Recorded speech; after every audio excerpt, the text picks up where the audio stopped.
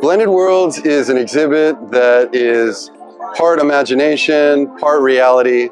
It's a way for all of us to experiment with new possibilities of connecting with the natural world, to find new ways to interact with it and new ways to appreciate it.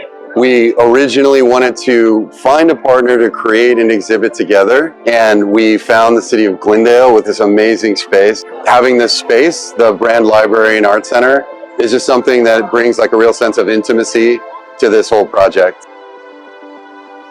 So Blended Worlds is sort of an exploration of what it means to be human, what it means to be part of nature, and what it means to be part of this universe. I think a lot of people think that science and art are like two really distinct, different types of things, and in many ways they're the same thing. They really explore questions, and they just explore them possibly in different ways. This whole project is a multidisciplinary co-creation between artists, designers, engineers, scientists, technologists. It's really, art and science are these big giant umbrella categories, but within it are these hundreds of different fields. And you get people working together and thinking together, and the types of things that are emerged are really refreshing and different.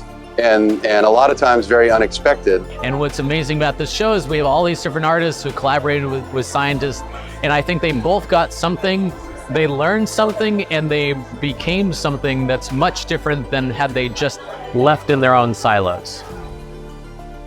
When you go inside this exhibit, you'll see 14, 15 different experiments of how to engage the natural world in weird and unexpected ways. We want to really encourage people to let their imagination blossom in this area.